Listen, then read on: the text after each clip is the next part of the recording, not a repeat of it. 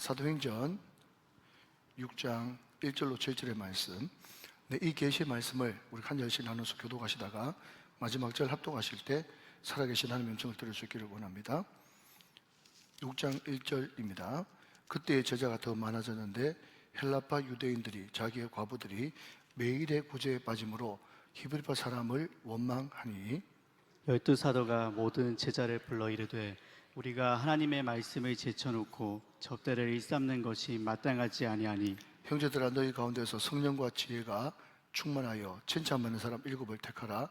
우리가 이 일을 그들에게 맡기고 우리는 오로지 기도하는 일과 말씀 사역이 힘쓰리라 하니 오므리가 이 말을 기뻐하여 믿음과 성령이 충만한 사람 스데반과 또 빌립과 브루고노와 니가노르와 디몬과 바메나와 유대교에 입교했던 안디옥 사람 니골레를 택하여 사도들 앞에 세우니 사도들이 기도하고 그들에게 안수하니라. 7절 다 같이요. 하나님의 말씀이 점점 왕성하여 예루살렘에 있는 제자의 수가 더 심히 많아지고 허다한 제사장의 무리도 이 도에 복종하니라. 아멘. 자, 우리 옆에 분들과 한 번 더 인사하십시다. 다 덕분에 삽니다. 감사합니다. 인사하시기 바랍니다. 덕분에 삽니다. 감사합니다. 고맙습니다. 사람이 기본적으로 조금 아파보고 다쳐봐야 철이 드는 것 같아요. 예, 저는 솔직하게 말해가지고 건강에 조금 자신 있었거든요. 예, 그런데 일어날 수도 없고 앉을 수도 없고 고개 숙일 수도 없고 양치는 해놨는데 물을 못 먹겠는 거예요. 예, 이렇게 컵을 이렇게 올릴 수 있는 힘이 없어가지고 그래서 야 이거 어떡하지 난감하네. 예, 이런 경우에 가보니까 야 이게 움직이는 것 자체가 다 은혜구나 그 생각을 하게 되었습니다. 여러분 이제 재직 세미나 4번째인데요. 여러분 제가 제일 마음하는 사람이 제 식구니까 제 아내 이야기를 좀 하고 시작하려고 합니다.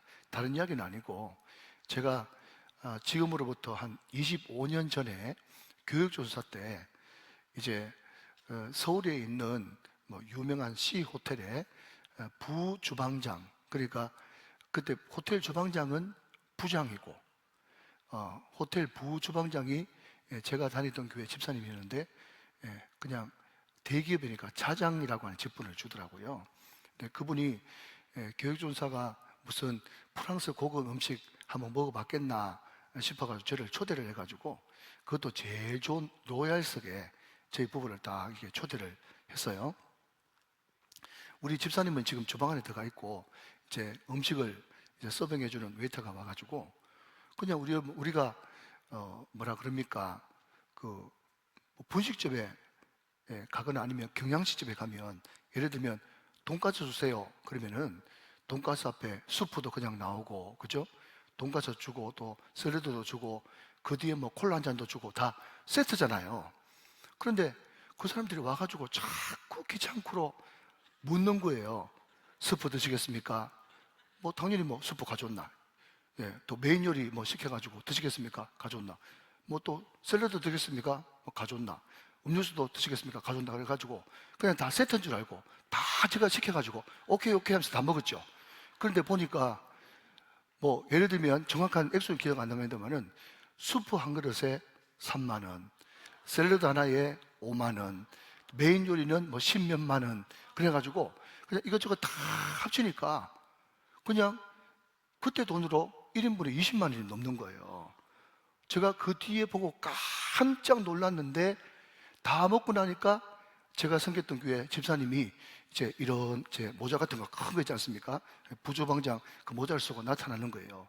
제가 그만 너무 미안해가지고 자리에서 벌떡 일어나가지고 우리 집사람하고 저를 90도로 하면서 집사님 죄송합니다.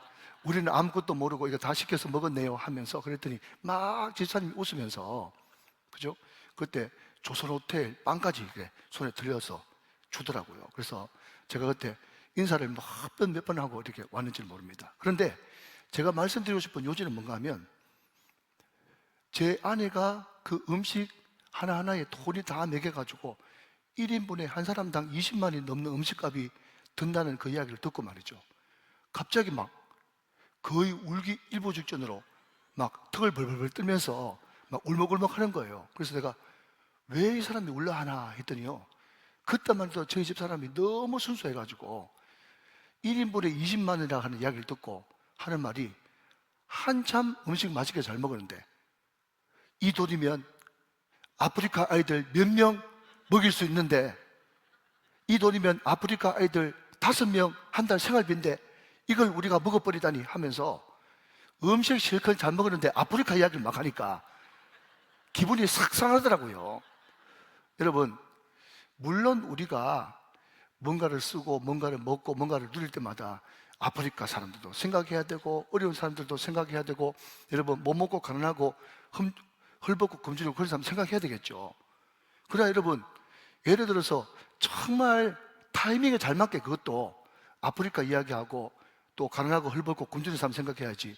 예를 들어서 오랜만에 부부가 여러분 한 번씩 좋은 음식 먹을 수도 있지, 남편이 여러분 좋은 선물 사줄 수도 있지. 그때마다 아프리카 이야기 사면은 여러분 어떻게 하겠어요? 무슨 말인지 이해됩니까? 그러니까 여러분, 옥하는 목사님이 그렇게 한 영혼에 대한 그런 비전이 많고 또 한 영혼에 대한 소중함을 가지고 있어도 그분이 교육자에 대한 여러분 자질에 대해서 이야기할 때, 교육자의 자질이 뭐냐 그랬을 때 원래 그분대로 하면 한 영혼에 대한 소중함을 가지고 있는 사람, 이렇게 이야기해야 돼요. 그런데 옥하는 목사님 뭐라고 이야기하는가 하면, 교육자의 덕목, 갖춰야 될 덕목, 첫 번째도 센스, 두 번째도 센스, 세 번째도 센스라고 그랬어요. 이 뭔가 하면 뭐든지 지금 여러분 돌아가는 지금 시세를 알고 감각이 있어가지고 거기에 따라서 행동을 잘해야 되는 거지. 여러분 울 때 울어야 되고 먹을 때 먹어야 되고, 여러분 아프리카 생각할 때 아프리카 생각해야 되는 거지. 시도 때도 없이 여러분 맛있는 거 먹으려고 그러는데 아프리카 하면서 울어대면 어떻게 되겠어요? 이해되시면 아멘. 여러분, 제가 말씀드리고 싶은 요지는 뭔가 하면, 교회가 장로님을 세워요. 교회가 안수집사님 권사님을 세웁니다. 그러면 센스가 있고 정상적인 사람이라면, 아, 우리 교회에서 이렇게 중직을 세우는구나, 아, 우리 교회에서 이렇게 중직을 이렇게 세워가지고 우리 교회가 더 확장되는구나 하면서 기쁜 마음으로 막 이렇게 재직 세미나에 관심을 가지고, 또 출석표를 여러 번 써가지고 그것이 번거롭지만 출석표도 내면서 같이 동참하면서 이번 기회에 배워야지, 이번 기회에 확실하게 좀 알아야지, 이런 마음을 가져야 그 교회 성도지. 우리 교회는 한 분도 그런 분 없습니다. 우리 교회는 한 분도 그런 분 없는데, 저 다른 교회 가보면 말이죠, 교육자한테 와가지고 뭐라 한줄 압니까? 아이고, 나는 장로할 거 아니니까 오예배 올 필요 없겠네, 이런 사람이 있다니까. 나는 장로할 거 아니니까 오예배 올 필요 없겠네, 오지 마라.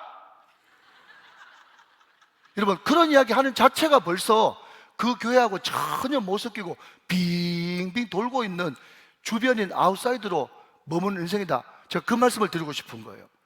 아시겠습니까, 여러분? 여러분, 임직자 투표는 축제예요, 축제. 그때 이번 개의의 계기로 여러분, 그냥 손님 오는 김에 청소한다고 임직자 투표하는 김에 교회 일꾼이라는 사람이 많은 사람이고, 직분자라는 사람이 많은 사람이고, 장로라고 하는 직분이 얼마나 중요한 직분이고, 교회에 왜 그런 직원이라 그러지 않습니까? 헌법적으로 그런 직원을 세워가지고 교회를 이렇게 아름답게 세워나가는가, 그런 것들을 배우면서 교회 안에서 하는 일들을 찬동하면서 안으로 혹 들을 생각을 해야 되는 거지. 자기는 뭐 그렇게 잘났다고, 나는 그냥 평신도로 평생 섬길 겁니다, 그런 이야기하면서 나는 장로하고 상관없습니다, 난 그리고 직분 없어도 난 얼마든지 열심히 충성하니까 난 직분하고 상관없어요 하면서 뭔가 직분 뽑는 자체가 무슨 인간적인 그런 행동인 것처럼, 여러분 자기 혼자 잘나고 다른 모든 사람들을 그냥 엉망 만들어버리는 그런 것은 아주 공동체의 해악적인 요소다 하는 겁니다. 여러분, 한 걸음 더 나가서 제가 우리 목자 모임할 때도 잠깐 말씀드렸으면은, 여러분 사도 바울은 뭐라고 이야기하고 있는가 하면, 우리가 교회래요. 우리가 교회 맞죠? 네 안에 성령이 계시고 네가 하나님의 전인 줄 알지 못하느냐. 그래서 성령이 있는 우리가 교회 맞아요.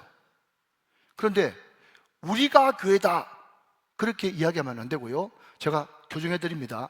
한번 따라하시면 좋겠습니다. 우리도 교회다. 시작. 우리도 교회예요. 여러분, 우리도 교회입니다. 그러면 교회가 뭐냐? 교회의 가장 중요한 것은 교회의 머리 대신 예수 그리스도예요.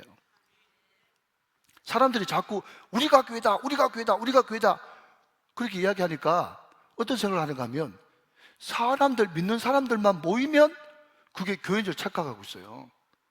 근데 거기에 가장 핵심되는 그리스도의 임재, 그리스도의 말씀, 그리스도의 목적이 없으면 그것은 계모임이나 똑같은 거지 교회가 아닙니다. 그러니까 항상 교회가 되기 위해서는 머리 되시는 예수님이 항상 그곳에 계셔야 되는 거예요. 그리고 중요한 물건이 있을 때 포장지도 아름다운 것처럼 중요한 성도들이 모이고 여기에 주님이 주인으로 계시기 때문에 교회 건물도 사랑하고 교회 건물도 아껴야 되는 것입니다. 여러분, 우리가 교회다, 사람이 교회지 예배당 건물이 교회가 아니다 라고 하는 그런 생각이 팽배하니까 많은 사람들이 예배당 건축하는 것을 우습게 생각합니다. 여러분, 예배당 건축하는 거 우스운 건 아닙니다. 성도들이 모이기 위해서 예배당 건물은 반드시 필요해요. 그래서 어느 분이 교회 개척해가지고 상가 건물에서 이렇게 있다 보면 한 100명쯤, 150명쯤 되어지면 가장 첫 번째 난관이 뭔가 하면 예배당 건물을 건축하는 거예요. 근데 거기에 온 성도들이 정말 우리가 교회이고 또 주님의 머리 대신 몸된 교회니까 이 귀중한 사람들이 모여야 되는 그 예배당 건축을 다 힘을 합쳐가지고 같이 으쌰으쌰해가지고 예배당 건물, 지상 건물을 우리가 가지자라고 하는 그런 순수한 마음이 있는 교회는 여러분 150명을 넘어서 예배당 건축이 딱 되면서 300명 아멘할 때까지 해야지 400명, 500명 막 성장하는데 여러분 우리가 교회다 그런 교회 특징은 말이죠 항상 한 100명쯤 올라가면 또 다시 70명으로 내려오고 150명쯤 올라가면 또 한 60명으로 내려오고 해가지고 계속해서 상가 건물을 면할 수가 없는 거예요. 그러니까 우리 믿는 사람들의 모임 그리고 그 사람들이 앉아있는 이 예배당 건축도 굉장히 소중한 것입니다. 그래서 여러분들이 다른 모든 사람들이 굉장히 똑똑한 척하고 잘 아는 척하면서 마치 예배당 건축을 하면 성도들 여러분 주머니 털어가지고 아주 성경적이지 못하고 또 의식이 없는 사람처럼 몰아붙이는데 사랑하는 여러분 우리 교회 우정교회 성도들은 결단코 입 조심하십시오. 교회 안에서도 교회 밖에서도 또 아멘할 때까지 해야지 산 위에서도 산 밑에서도 우리는 이중언어 이중생활 하면 안 됩니다. 그리고 예배당이 아름답게 건축되어지고 교회가 잘 된다는 소문이 들리면 우리를 마음껏 축복해주고 또 예배당 건축한다 그러면 우리가 한마디라도 기도를 보태주면서 아름답게 예배당 건축이 잘 되길 원합니다 그래야 되는 거지 마치 똑똑하고 자기 혼자만 잘난 척하면서 예배당 건축하고 돈 많이 들어가지고 예배당 건축하면 뭔가 의식이 없고 무식한 사람들만 그렇게 하는 것처럼 여러분 그런 사람들이 다시 한 번 말씀드리면 어디가 있는가 하면요 항상 카페에서 유튜브 뚝 틀어놓고 여러분 우정교회도 갔다가 무슨 교회도 갔다가 무슨 교회도 갔다가 여러분 자기 교회가 없어 자기 교회가 없어. 다시 말씀드립니다. 어떤 사람이 자기 집도 있어 자기 사무실도 있어 자기 빌딩도 있어 집도 몇 채야 그런데 자기 출석하는 교회가 없어.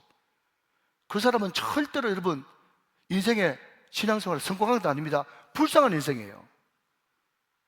그럼 어느 교회 다닙니까? 그랬더니 워낙 거쳐온 교회가 많아가지고 그냥 저기 다닙니다. 사랑하는 우리 중직자 여러분, 우리 성도 여러분, 여러분 어느 교회 다니십니까? 그러면 정확하게 우정교회라고 이야기를 하십시오. 저 어디 다닌다고 이야기하지 말고 그 사람이 불쌍한 사람이에요.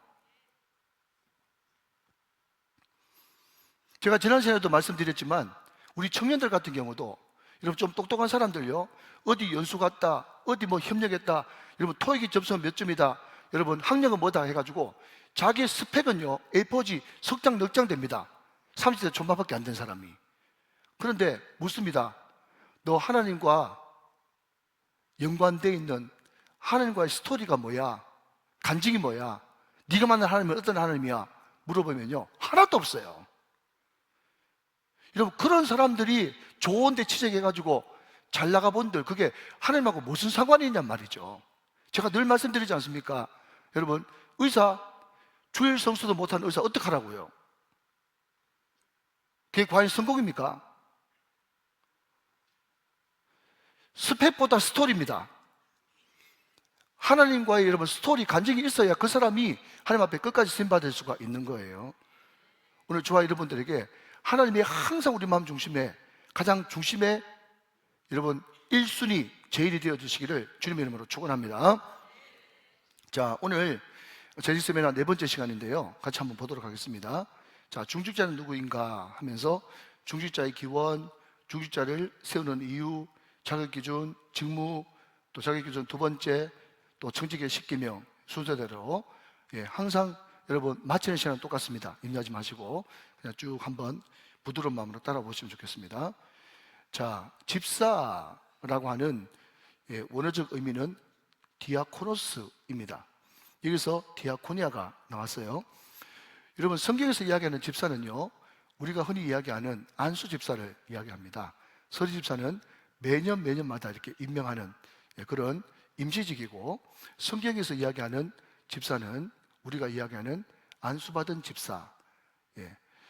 보통 우리는 안수 집사라고 이야기하는데 우리 총회에서는 시무 집사라고 이름을 통칭했기 때문에 우리는 시무 집사라고 부르는 것이 더 좋겠다 싶습니다.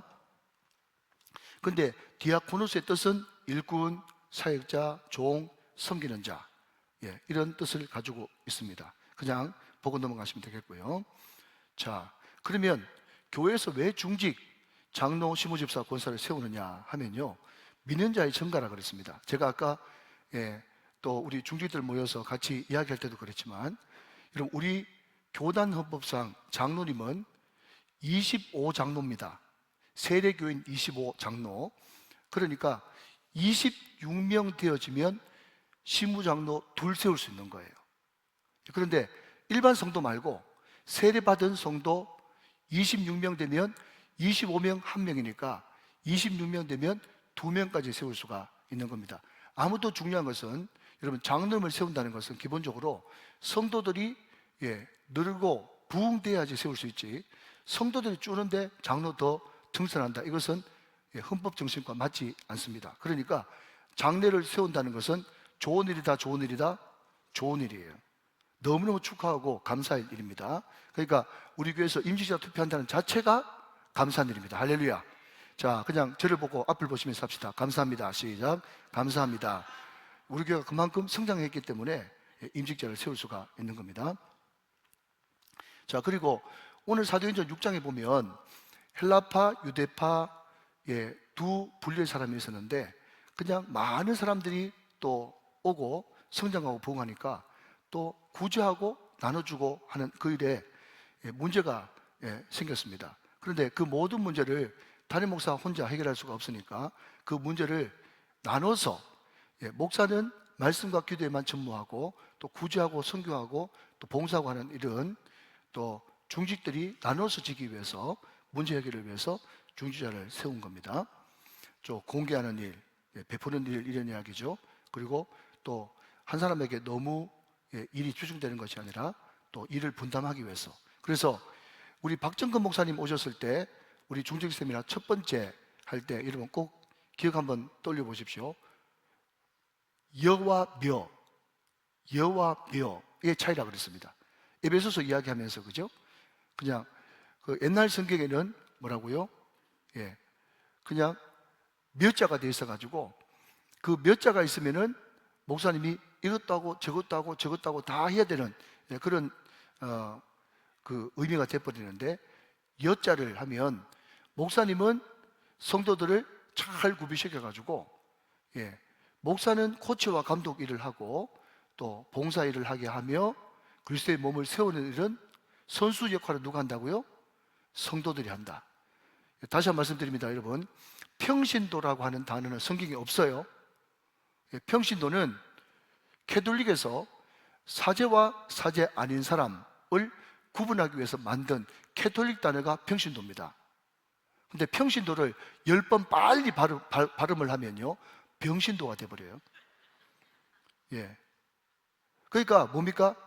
모든 일은 그냥 사제가 다 알아서 결정할 테니까 그냥 평신도들은 그냥 따라오기만 하면 된다, 이런 의미에서 평신도, 병신도예요. 그런데 개혁주의와 종교개혁의 핵심은 성도 사역자라고 하는 것이 정확한 표현입니다. 성도가 사역을 하는 거죠. 여러분, 우리 교회 새벽기도 찬양인도도 성도가 합니다. 그리고 신방간사, 전도간사, 성도가 합니다. 우리 교회는 성도 사역자가 많이 있는 교회입니다. 그렇기 때문에 우리 교회는 괜찮은 교회예요. 아멘. 자, 그 다음 넘어가 보도록 하겠습니다. 자, 성경에 제시된 중직자의 자격입니다. 사도행전 이미 읽으셨으니까 여러분 거기에 3절 말씀에 보면 이렇게 이야기하고 있습니다. 네, 사도행전에 제시된 중직자는 어떤 사람인가? 첫 번째는 성령 충만한 사람, 두 번째 지혜 충만한 사람, 세 번째는 믿음으로 충만한 사람, 네 번째는 칭찬 듣는 사람. 다 중요한데요. 자, 여러분, 제가 지난번에 이 이야기를 할 때 이런 이야기를 들은 것 같습니다. 성령 충만한데 지혜가 없는 사람이 있어요. 성령은 충만한데 지혜가 없어요. 어떤 사람은 세상적으로 팽팽 돌아가는 지혜는 있는데 성령 충만하지 않습니다. 그런 사람들의 특징은 그 사람이 대기업 다니면 교회를 대기업처럼 만들려고 그러고, 학교 교장선생님이면 교회를 학교처럼 만들려고 그러고, 사업하는 사람이면 사업 마인드를 가지고 교회를 운영하려고 합니다. 여러분, 교회는 절대로 학교 아닙니다. 대기업 아닙니다. 사업체 아닙니다. 여러분, 그렇기 때문에 여러분 성령 충만해가지고 내가 대기업 임원이든지 은행원이든지 여러분 학교 교장선생님이든 상관없이 하나님의 뜻대로 그 모든 것을 이끌고 또 리드해 나가고 뜻을 분별하는, 그래서 성령 충만과 지혜 충만이 조화가 돼야지 교회가 교회다울 수 있습니다. 여러분, 교회는 교회입니다. 여러분, 그래서 우리 교회에 앞으로 뽑힐 우리 신부장로님들 같은 경우에 본인이 베이스가 의사라고 해서, 본인이 교장이라고 해서, 본인이 대기업 은행원이라 해가지고 자꾸 그 세상 이야기하면 교회와 자꾸 충돌하는 거예요. 교회는요, 머리가 주님이십니다. 그러니까 항상 머리가 원하는 대로 여러분 그 뜻을 분별해가지고 그 뜻에 순복하면서 그 뜻대로 움직이는 것이 교회예요. 그러기 위해서는 성령 충만을 받을 수밖에 없겠고, 그런데 성령께서 한 번씩 말씀하실 때 우리의 상식과 이성을 뛰어넘는 믿음을 요구할 때가 있어요. 왜? 그 믿음을 발동할 때 우리에게 더 큰 줄 보여주시려고. 그렇기 때문에 사도 바울이 이야기했던 것처럼 믿음을 하지 않는 모든 것들은 다 죄인 것입니다. 그래서 어떤 사람이 중직이 되어야 되는가 하면 자기 이성, 자기 소방식, 자기 모든 자라나온 환경과 배경에 매몰되는 것이 아니라 항상 말씀이 말씀하실 때 그 말씀에 아멘하면서 믿음으로 반응할 줄 아는 사람이 여러분 중직이 되어야 된다는 겁니다. 여러분 믿으시면 아멘. 그리고 칭찬받는 사람, 칭찬을 다른 말로 바꿔볼까요? 교회 안에서나 교회 밖에서나 한결같은 사람은 칭찬받게 되어 있습니다. 그리고 산 위에서나 산 밑에서나 똑같으면 칭찬받게 되어 있습니다. 그러니까 그 뒤에도 나오지만은 일구이연하지 않고 여러분 은행일치되는 사람, 그 사람이 칭찬받는 사람이기 때문에 이런 사람들이 중직자로 임명을 받아야 된다 하는 것입니다. 자, 그런데 중요한 것은 여러분, 제가 이제 그 다른 교회 그 중직 선출할 때 이렇게 보니까 저도 경험해 봤습니다만은 시모 집사님, 권사님 뽑을 때는요 굉장히 사람의 마음이 넉넉해요. 그러니까 여러분 제가 그냥 수치로 이야기합니다. 그냥 60점, 70점 밖에 안 되는데도 아이고 그래도 우리가 세워가지고 일 시켜야지, 우리가 세워가지고 일 부려먹어야지 하면서 웬만하면 통과시켜가지고 그분들이 중직, 시무집사님, 권사님 그런 타이틀을 가지고 열심히 교회 봉사하도록 길을 열어줍니다. 그런데요 너무너무 놀라운 것은 장로님은 택도 없어. 제가 지난 교회 있을 때 장로님 선출을 했거든요. 하필이면 제가 행정목사, 수석 부목사 할 때 장로 선거가 돼가지고 그때는 분위기부터가 다르더라고요. 장로님 투표를 하는데 그때 후보를 6명 올렸거든요. 그리고 6명 뽑는 그런 투표인데 어떤 사람이 후보가 딱 올라갔는데 그분 굉장히 열심히 충성하고 봉사하고 좋은 분이세요. 그런데 제 앞으로 투수 하나가 날라온 거예요. 근데 그 내용을 보니까 굉장히 신빙성이 있어요. 근데 제가 지난교회 몸담았던 교회는 그냥 무명으로 자기 이름 밝히지 않고 자기 소속도 밝히지 않고 자기 전화번호도 없는 투수는 투수로 인정을 안 하거든요. 그런데 그 투수에 보니까 자기 이름도 밝히고 자기 전화번호도 명확하게 딱 적어놓고 그냥 육하 원칙에 해가지고 그냥 정확하게 투서를 올렸어요. 내용인즉슨 이분이 10여 년 전에 돈 많이 벌 때 소위 말하면 자기 돈 가지고 교회 안에서 돈놀이를 했다는 거예요. 돈놀이를. 그러니까 예를 들면 뭐 100만 원 빌려주고 그냥 120만 원 받고 그냥 뭐 돈놀이 그거 맞죠? 그죠? 그걸 했다는 거예요. 제가 보니까 굉장히 신빙성이 있어요. 담임 목사님한테 가져갔습니다. 그랬더니 목사님이 딱 보니까 목사님도 이게 팩트에 근거해서 하는 말 같거든. 그러니까 그때 당시에 김종호 장로님, 건축위원장 장로님, 또 당의 서기, 또 한 분, 세 분 장로님 세 분을 그냥 처리위원회 위원으로 임명을 하고 그분 불러가지고 1대1로 면담해보라 해서 제가 배석해가지고 4명이서 그 후보, 장로 후보를 만났어요. 선임 장로님께서 그 편지를 그냥 보여주지 않고 그냥 그 봉투만 이렇게 보여주시면서 집사님 송구하지만 어떤 분한테 투서가 들어왔는데 하면서 말을 딱 꺼내려고 하는 순간 그분이 네, 저 장로 후보 사퇴하겠습니다. 제가 부득이해서 그렇습니다 하면서 깔끔하게 인정하고 장로를 사퇴하더라고요. 후보 사퇴를 하더라고요. 그래서 그분이 후보에도 못 올라가고 떨어졌어. 그런데 여러분, 이게 교회 분위기가 그냥 시무집사님, 권사님만 뽑을 때하고 장로님 뽑을 때하고 분위기가 완전 달라. 그만큼 여러분, 성도들이 생각하는 자기 기준이 엄격하다는 것을 이야기하는 거예요. 그러니 여러분, 우리 교회 장로님을 잘 세워야 또 담임 목사와 협력해가지고 교회를 아름답게 잘 세우지 않겠습니까? 여러분, 기도 많이 해주시기 바랍니다. 그러니까 교회 분위기가 이것 때문에 쭉 처지면 안 되고 오히려 뽑히는 그분 통해서 교회 분위기가 더 좋아져야 된다 하는 거죠.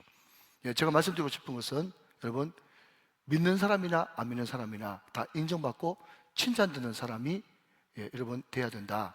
그 말씀을 드리는 것입니다.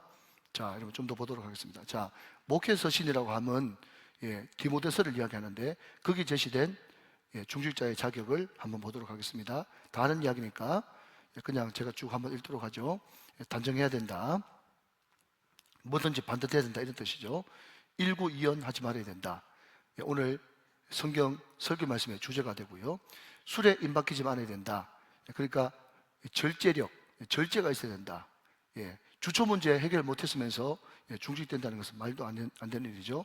아까 제가 말씀드렸던 것은 더러운 일을 탐하는 것입니다. 교회 안에서 돈놀이하고 또 물건 팔고 또 돈거래하고 이런 것들은 아예 후보에 올라가면 안 된다. 이런 뜻이고요. 깨끗한 양심의 비밀을 가져야 한다. 책망할 것이 없어야 된다. 자, 여러분, 물론 책망할 것이 왜 없겠습니까? 많은. 그러나 그럼에도 불구하고 사람에게 칭찬받는 그런 행동을 하면 안 되겠고요. 모든 일에 충성된 자가 되어야 되는데, 여러분 중요한 것은 장로님이든 시무집사님이든 권사님이든 완벽한 사람은 없습니다. 그러니까 여러분, 우리가 중직들을 뽑을 때 그냥 성도들의 3분의 2를 받아야 되지 않습니까? 그죠? 그러니까 70% 이상 찬성해야 중직이 될 수 있는데, 여러분 우리 우정교회 오늘 모이신 모든 이제 중재직들은 이런 생각했으면 좋겠어요. 그분이 여러분 다른 사람한테 또 다른 데 가서 한 80점쯤 받겠다 싶거들랑 그분 그냥 찍어주세요. 왜냐하면 20점은요 그냥 내가 채워준다 생각하면 되고, 제가 우리 청년들한테도 뭐라고 이야기하는가 하면 그 청년을 3년 동안 잘 지켜봤는데 한 80점쯤 된다 싶으면 빨리 그 청년 잡아라. 왜냐하면 다른 데 가면 90점, 100점도 받을 사람이다.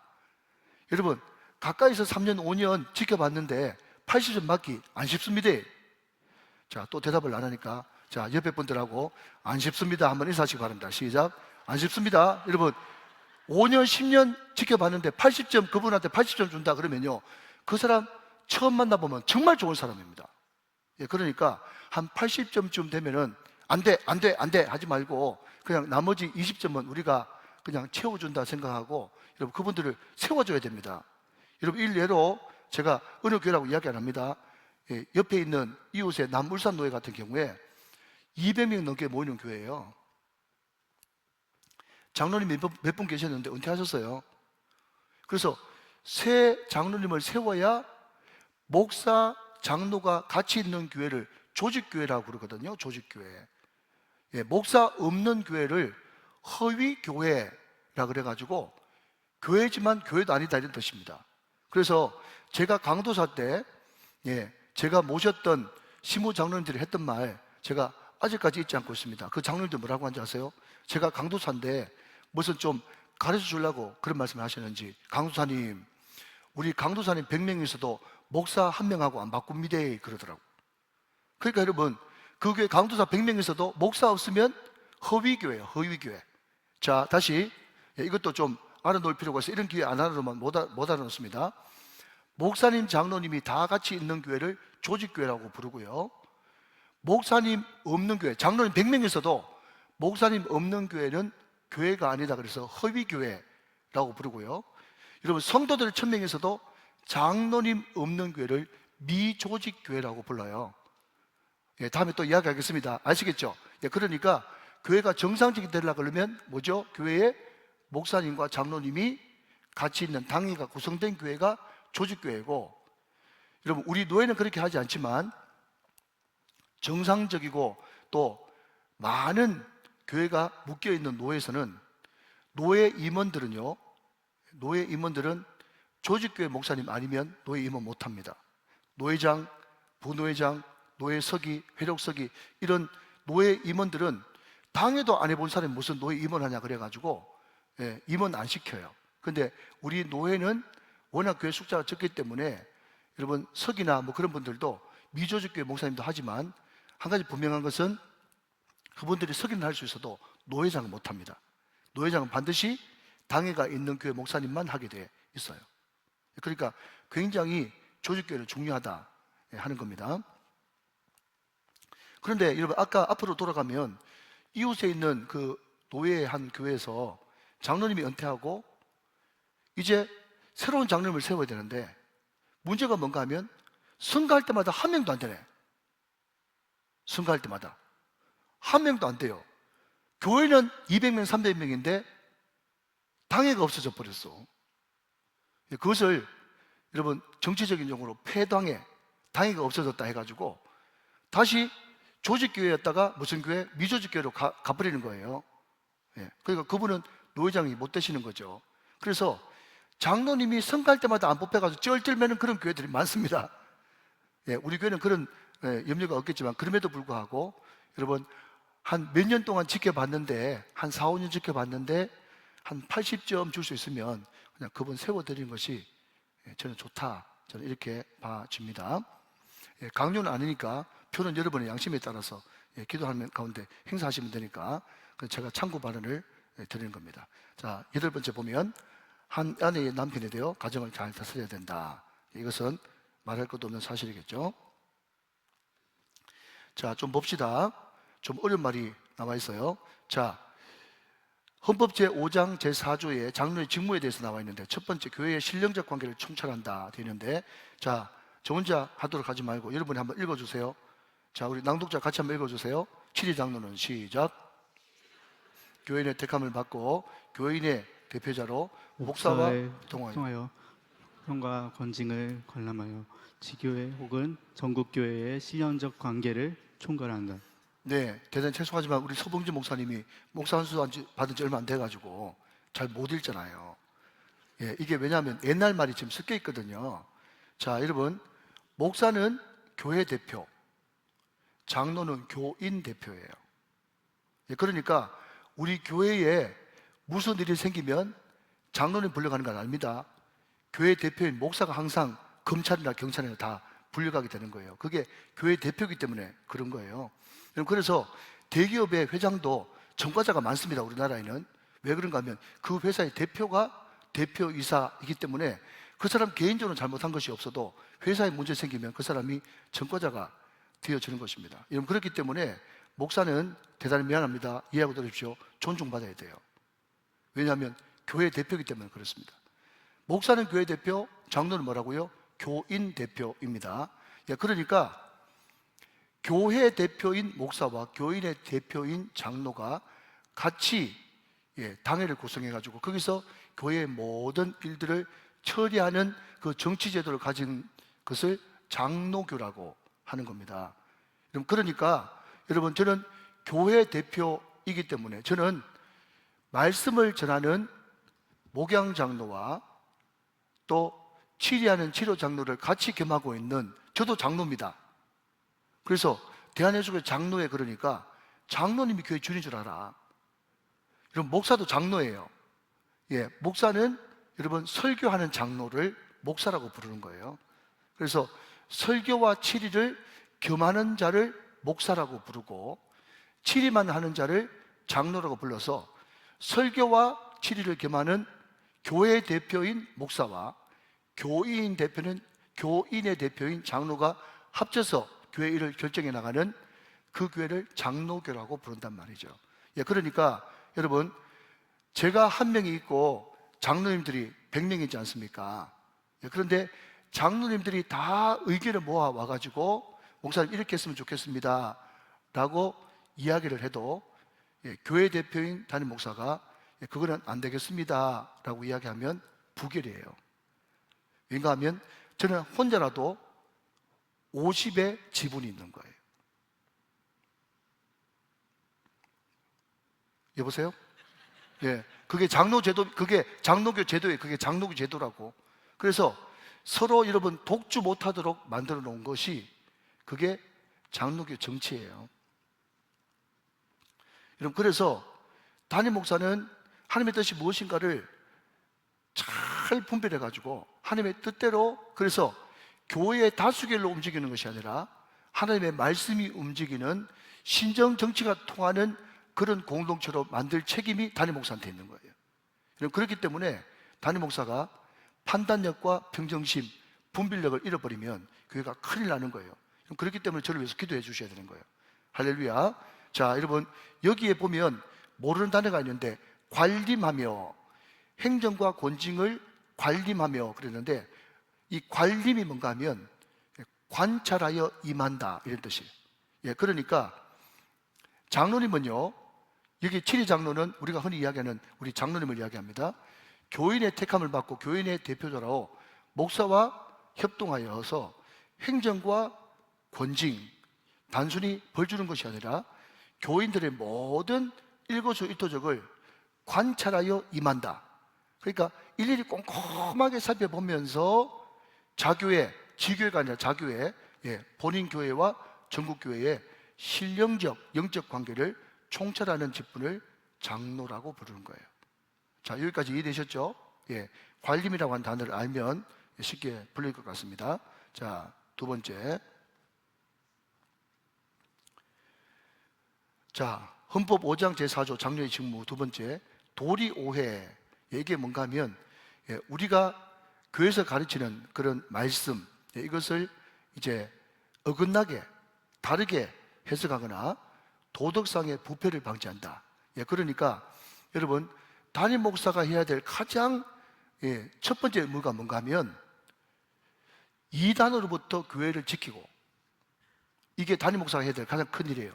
강단 지키고, 그리고 강단을 통해서 그리스도의 탁월성을 증가하는, 그러니까 설교를 해가지고 은혜 받게 하고 이 강단에 아무 이단이나 안 세우는 이 강단권을 담임 목사가 가지고 있는 거예요.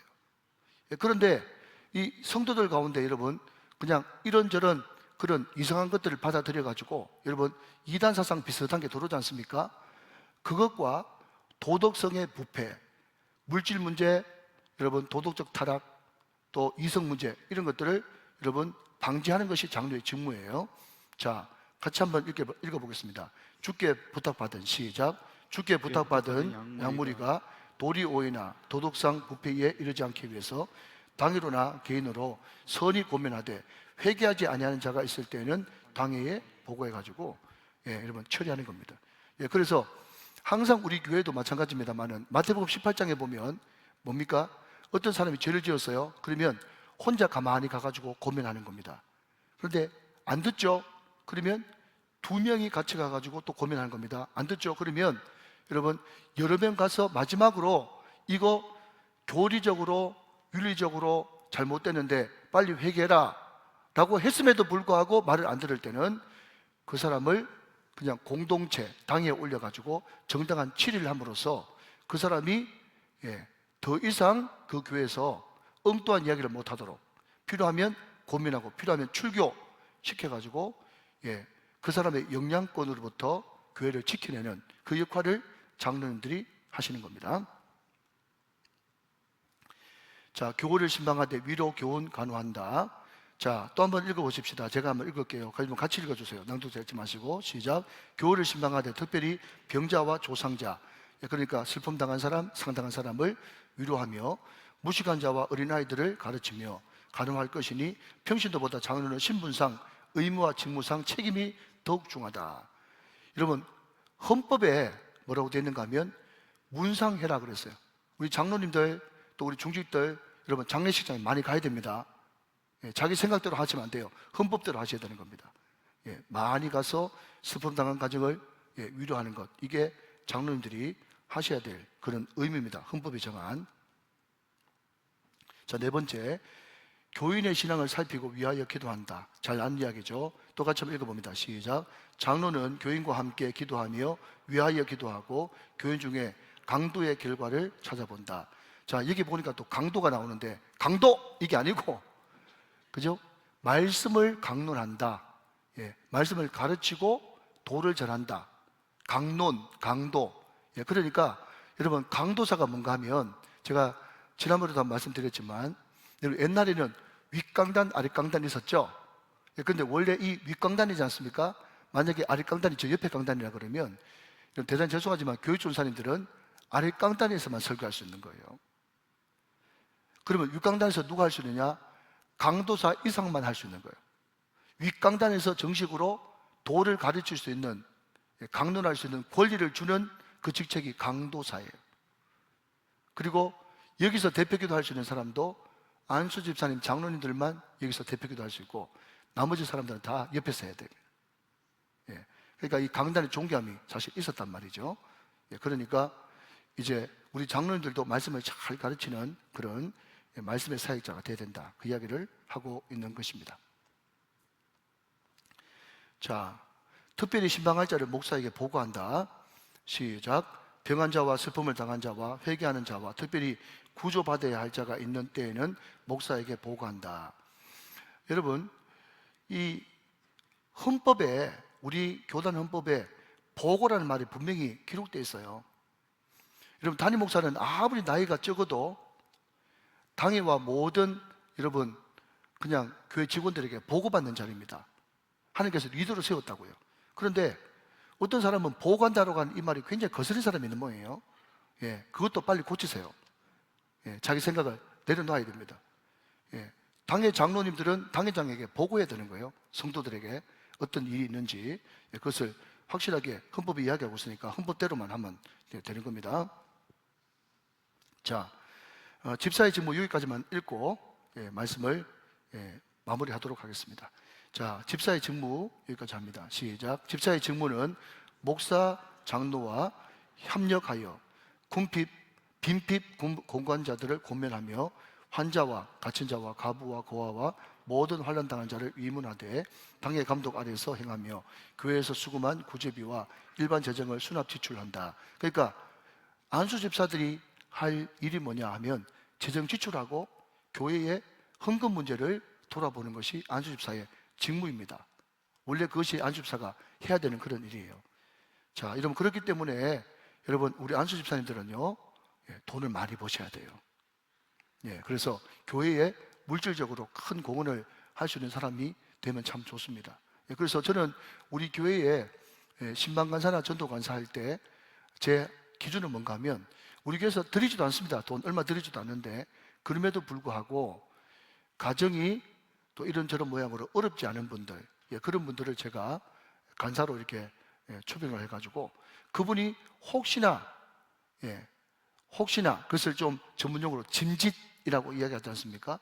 짐짓 세 가족이 왔는데 굉장히 돈이 많아요. 또 부유해요. 그런 분들한테 자기 집 사정 이야기하면서 물질적인 이야기 하지 못하도록.